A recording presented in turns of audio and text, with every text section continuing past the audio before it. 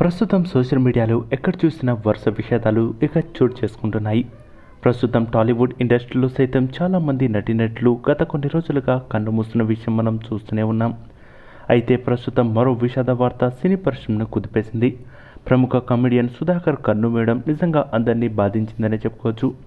అసలు విషయానికి వస్తే ప్రస్తుతం గత కొన్ని రోజులుగా కొంతమంది అనారోగ్య సమస్యలతో, మరికొంతమంది తీవ్ర అనారోగ్యంతో, అలాగే కొంతమంది ఆత్మహత్య చేసుకొని కన్నుమూస్తున్నారు.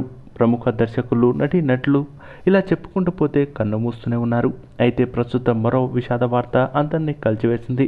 కమెడియన్ గుండెపోటుతో కన్నుమూశారు. ప్రస్తుతం ఈ వార్త అందరినీ ఆశ్చర్యానికి గురిచేసింది. ప్రస్తుతం కన్నడ హాస్య నటుడు రాక్లైన్ సుధాకర్ కన్నుమూసినట్టుగా తెలుస్తుంది. అయితే ఆయనకు ఒక్కసారిగా గుండెపోటు రావడంతో ఆసుపత్రికి తరలించినప్పటికీ ఒక్కసారిగా కన్నుమూసినట్టుగా తెలిసింది.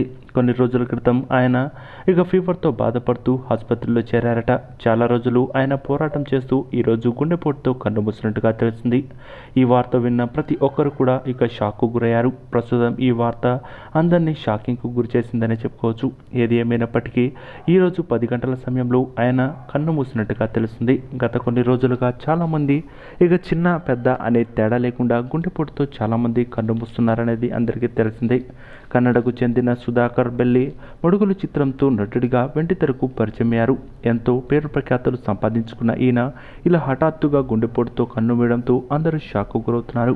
ప్రస్తుతం ఈ వార్త అందరినీ కలిచివేసిందని చెప్పుకోవచ్చు. టాలీవుడ్ నుంచి బాలీవుడ్ వరకు చాలామంది నటీనటులు తమ సంతాపాలను తెలియజేయడం విశేషం.